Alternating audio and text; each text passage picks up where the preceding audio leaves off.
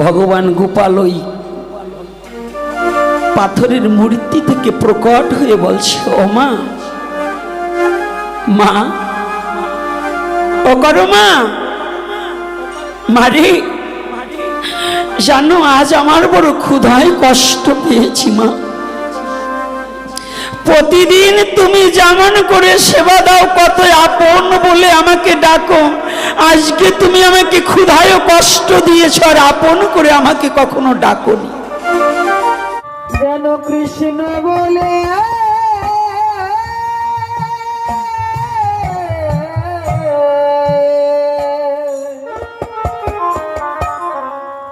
কাঁদিতে। আজকে আলোচ্য বিষয়টা থাকবে সনাতন ধর্মের ভগবানের সাথে সম্বন্ধটা কেমন। দুটো দিকে আলোচনা। একেতে ভগবানের সাথে পৃথিবীতে সম্বন্ধ গঠনের ধর্ম একটাই, তার নাম হচ্ছে কি? জোরে সাউন্ড জোরে হবে। একাদশীতে কি ধরেই দিয়েছে নাকি? সাউন্ড বড় হয় না কেন? একাদশী থাকলে আরো পাওয়ারফুল হতে হবে, কারণ একাদশীর দিন ভগবান কৃপা করে ভক্তের কাছে থাকে। এজন্য একাদশীর দিনে এত নিচ কণ্ঠ শুনতে চাই না। সনাতনী লোকের কণ্ঠ যে এত দুর্বল হবে কেন? এরা কি কাপুরুষ না বীরপুরুষ? সনাতনী কখনো কাপুরুষ হতে পারে না। সনাতনে জন্মগ্রহণ করাটা মানে বীর পুরুষের লক্ষণ। কোটি কোটি জন্ম সাধনার পরে এই সনাতনে জন্মগ্রহণ করতে পেরেছি।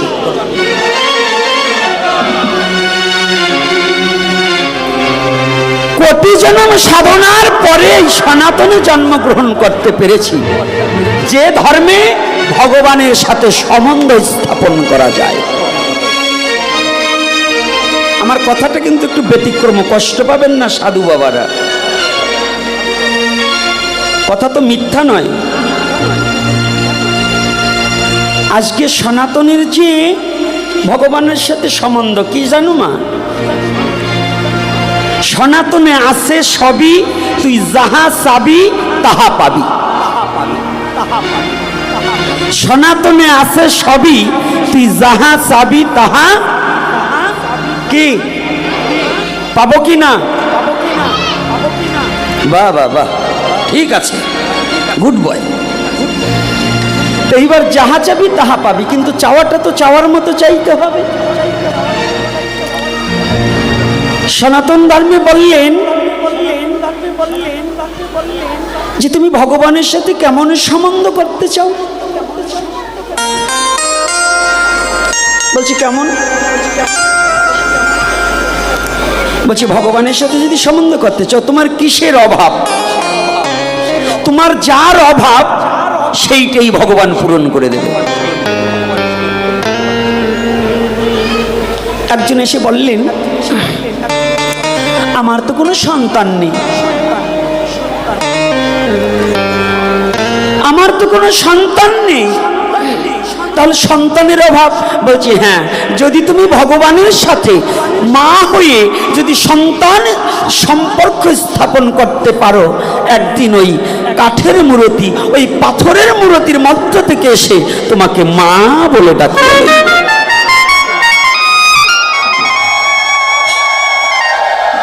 যদি কোনো বাবা বলে আমার সন্তানের অভাব, ওই বাবারও ওই সন্তানের অভাবটাকে আমার ভগবান পূরণ করে দেবে।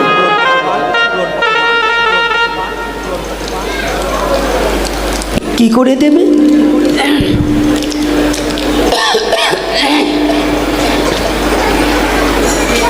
কর্মাবাই, বাই চেনেন তো? বাইজি যাকে বলে, যারা নর্তকী মানে নৃত্যন করে, তৎকালীন সময়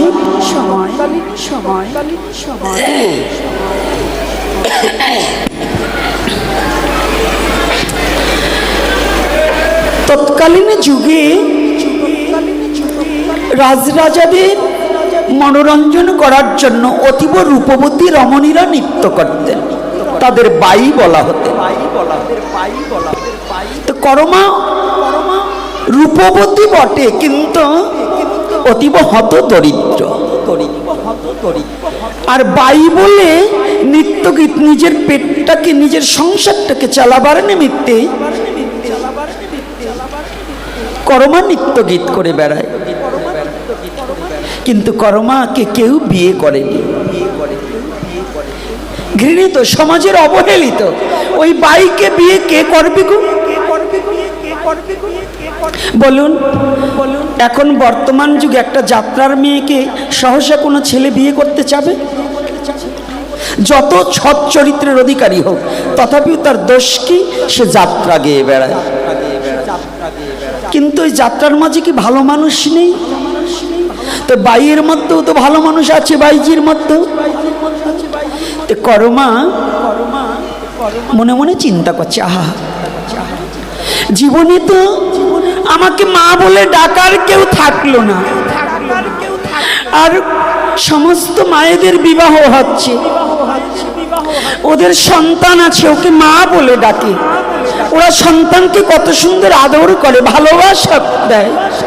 কিন্তু আমি যে একটা সন্তান কোলে নিয়ে যে একটু ভালোবাসা দেবো, এমন তো জগতে আমার কেউ নেই।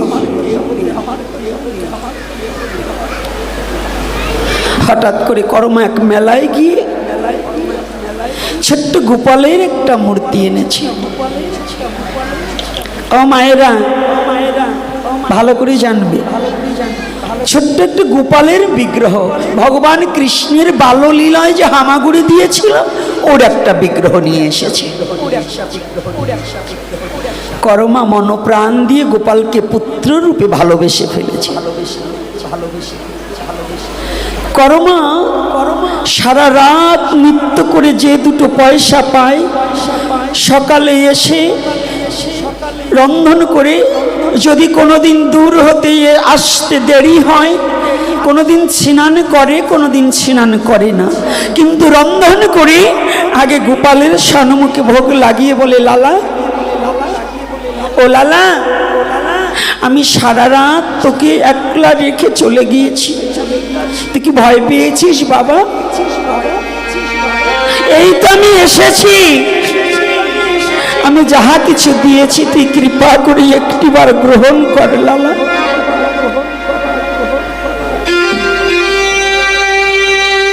ও লালা, জানিস এই জগতের মাঝে তুই ছাড়া আমার আর জগতে আর কেহ নেই।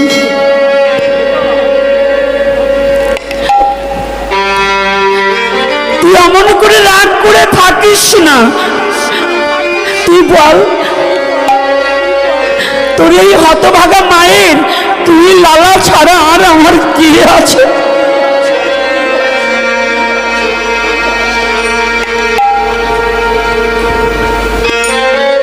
দুটি চোখের জলে করমা বক্ষ প্লাবিত করে ভোগের থালাটা দিয়ে ভগবান বললে, আমি সব সয়ে নিতে পারি, আমি সব সইতে পারি, কিন্তু আমার ভক্তের চোখের জল আমি কোনোদিন সইতে পারি না।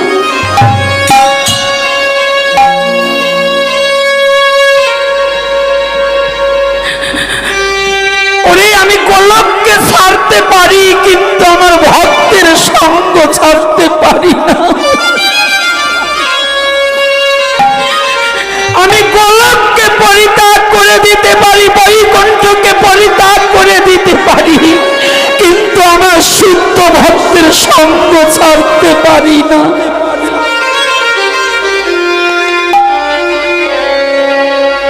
ভগবান সব সয়ে নিতে পারি, কিন্তু ভক্তের চোখের জল ভগবান কোনোদিন সইতে পারে না। আজকে করমা আকুলতা বেকুলতা দিয়ে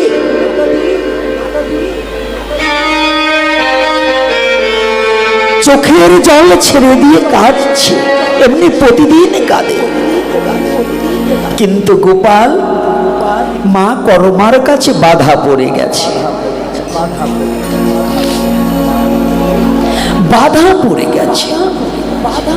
বৃন্দাবনে মা যশোমতীর হাতে না সেবা করেও করমার হাতে সেবা করে গোপাল।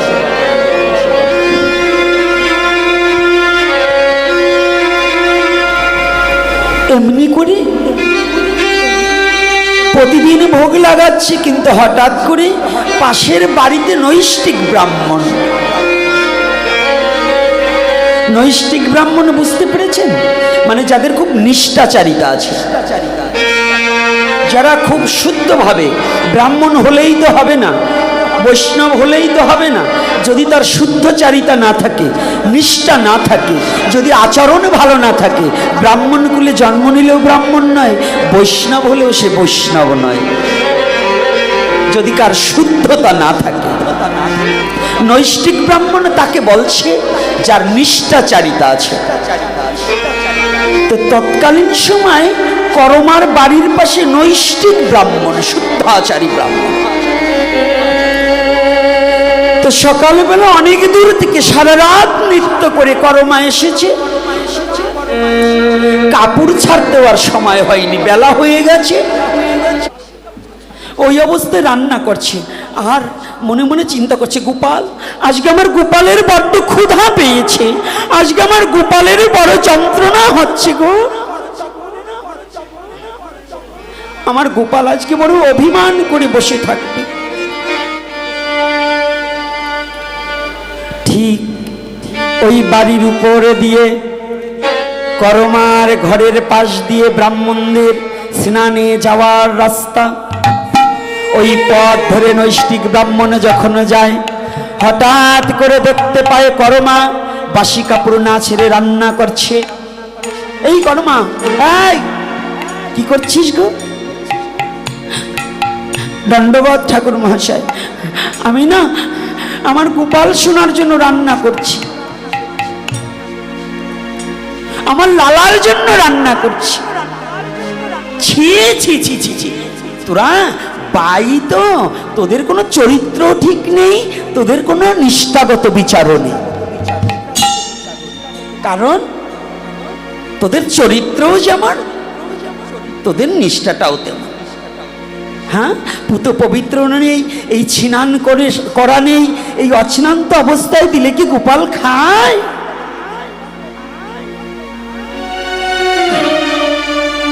করমার অন্তরে ধিক্কার লেগেছে।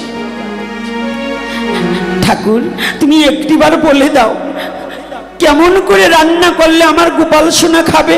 তাহলে এতদিন আমার গোপাল এত কষ্ট করছে।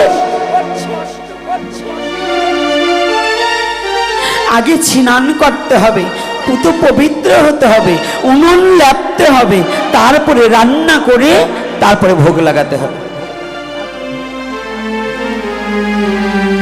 চলে গেছে। পরের দিন করমা দূর হতে নিত্য গীত করে এসে জমিদার বাড়ি থেকে আসতে আসতে বেলা 1-2 বেজে গেছে, রান্না করে স্নান করে ভোগ লাগাতে। কিন্তু প্রতিদিন যে সকালে সেবা দেয় করমা, গোপাল এখানকার সেবা পেয়ে করমার হাতে সেবা করে ওই বৃন্দাবনের পূজারীর হাতে গিয়ে গোবিন্দ মন্দির প্রসাদ পায়।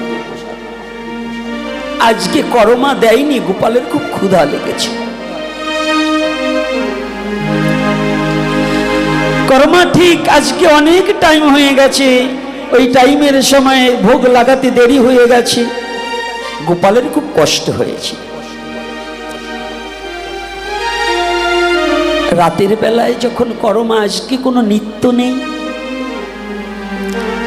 আজকে রাতে ঘুমিয়েছে। গভীর রজনী যখন হয়েছে,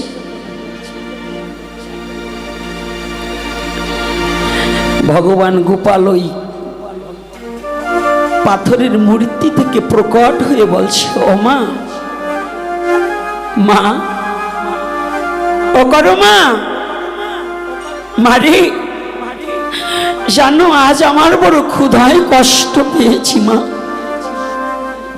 প্রতিদিন তুমি যেমন করে সেবা দাও, কত আপন বলে আমাকে ডাকো, আজকে তুমি আমাকে ক্ষুধায় কষ্ট দিয়েছ আর আপন করে আমাকে কখনো ডাকোনি।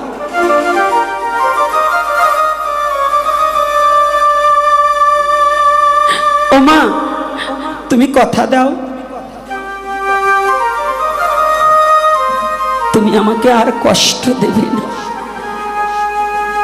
কথাটা কি বুঝতে পেরেছে? অনন্ত কোটি ব্রহ্মাণ্ডের যে আহার যোগায় সেই ভগবান আজ বলছে আমার বড় কষ্ট হয়ে গেছে।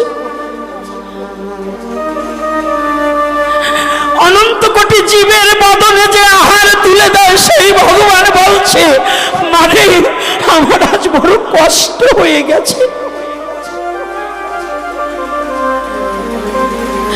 কথাটা একটু চিতে ভাবতে হবে যে অনন্ত কোটি ব্রহ্মাণ্ডটাকে নিয়ন্ত্রণ করছে সেই ভগবান বলছে আমার বড় কষ্ট হয়ে গেছে।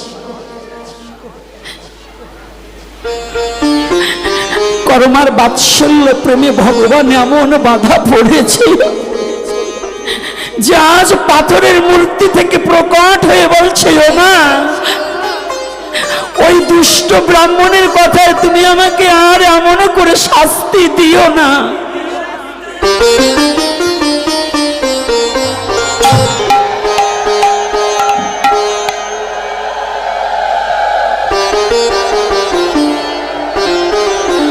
জানো মা,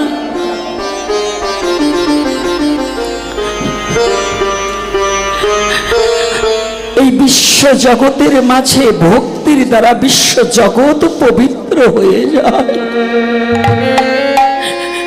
মানে আমি তোমার ভক্তির কাছে তোমার ওই কাপড় ছাড়ার না ছাড়া নেই, বাসি কাপড় আর পবিত্র বস্ত্র নেই, তোমার ভক্তির কাছে আমার সমস্ত নিষ্ঠা পরাভূত হয়ে গেছে। মা তুমি একটি বার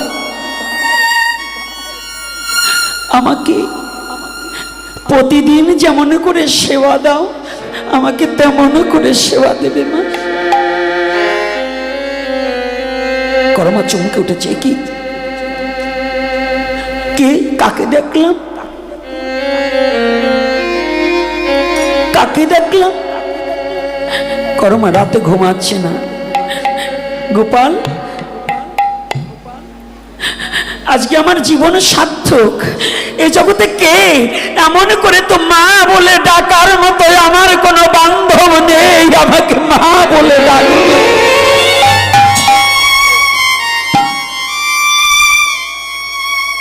ও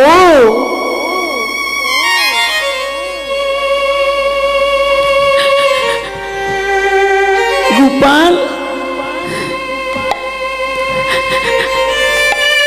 এই হতভাগা দাসীর ভাগ্যে তোমার বদনে মা বলে ডাক শ্রবণ হলো। তুমি এই হতভাগা দাসীকে মা বলে ডাকছো।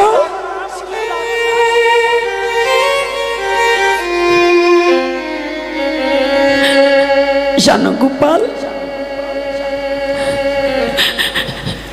আজ যখন মা বলে আমাকে ডেকেছো,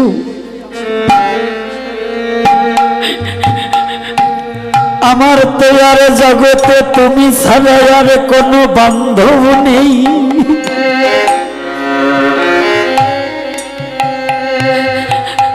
আমি বুঝতে পেরেছি তুমি ছাড়া আর কেউ আমাকে মা বলে ডাকেনি। তবে তুমি যখন ডেকেছো, তবে একটা কথা, যখন তুমি মা বলে ডেকেছো তুমি আমাকে কথা দাও গোপাল, যেদিন এই হতভাগা দাসীর কেউ থাকবে না, হতভাগা দাসীর যেদিন এই ভবলীলা সাঙ্গ করার সময় ঘনিয়ে আসবে, যেদিন একে একে সবার মায়া পরিত্যাগ করে এই হতভাগা দাসীর যাবার সময় হবে, জগতে সবাই আমাকে দূর দূর করে তাড়িয়ে দিলেও তুমি আমাকে তোমার চরণ থেকে কখনো ছেড়ে দিও না।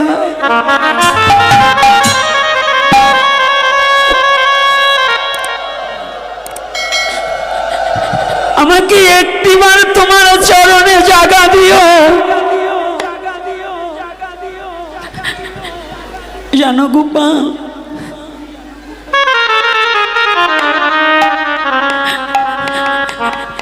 ওরে তোমার চরণ ছাড়ায় আমার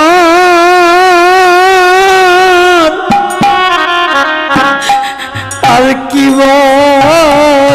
আছে, তোমার চরণ ছাড়ায়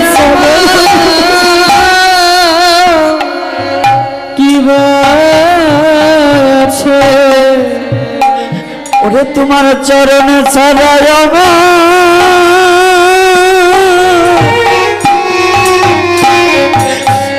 আর কি আছে, তোমার চরণ ছাড়াই আমার কি বা আছে। ওরে একবার কৃপা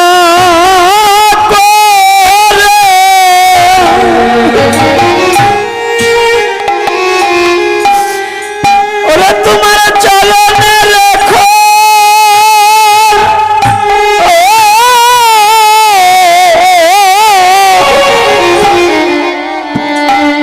তোমার চরণে ছাড়াই আমার আরে কি বা আছে। তুমি কৃপা করে জয় নিতাই গৌর হরিব চরণে রেখো,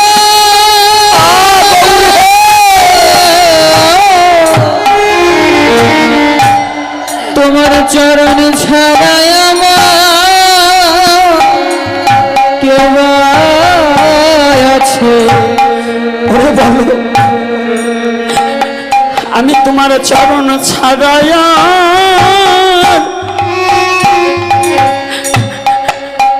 আর কোথায় যাব, আমি তোমার চরণ ছেড়ে কোথায় যাব। ওরে তোমার চরণ আমার ওরে একমাত্র সম্ভব,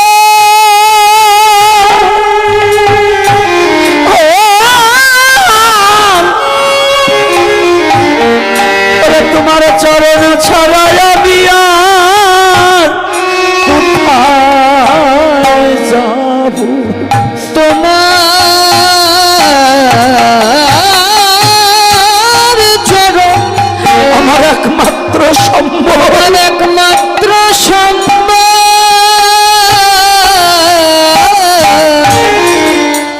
তোমার চরণ ছেড়ে কোথায় যাব। ওরে তুমি একবার কৃপা করে ওই চরণে আমায় জায়গা দিও, তোমার ওই চরণে আমায় জায়গা দিও। এটা শুধু করমার প্রার্থনা নয়, প্রতিটা জীবের প্রার্থনা হওয়া উচিত। আমাদের একমাত্র ভগবানের চরণে ভিন্ন আর কোনো দাঁড়াবার জায়গা নেই, পরাণ জুড়াবার আর কোনো জায়গা নেই।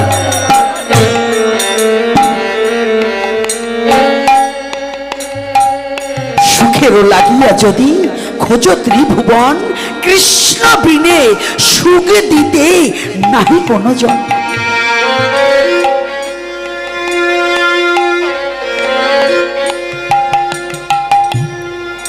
এদিকে নৈষ্ঠিক ব্রাহ্মণ রাতে ঘুমিয়েছে, ভগবান গোপাল নৃসিংহ রূপ ধারণ করে গিয়ে ওই নৈষ্ঠিক ব্রাহ্মণের বক্ষের উপরে গিয়ে বসে বলছে, দুষ্ট তুই আমাকে কালকে ক্ষুধায় কষ্ট দিয়েছিস, আমার মা আমাকে যেমন করে সেবা দেয় আমি বৃন্দাবনের খাবার পরিত্যাগ করে আমার মায়ের হাতে খাবার গ্রহণ করি, আর তুই আমাকে কষ্ট দিয়েছিস, যা তো রক্ষে নেই, আগামী দিন আমার মাকে গিয়ে আবার আগের মতো করে সেবা দিতে বলবি, তুই জানিস না আমি ভক্তির কাছে সব হেরে যাই।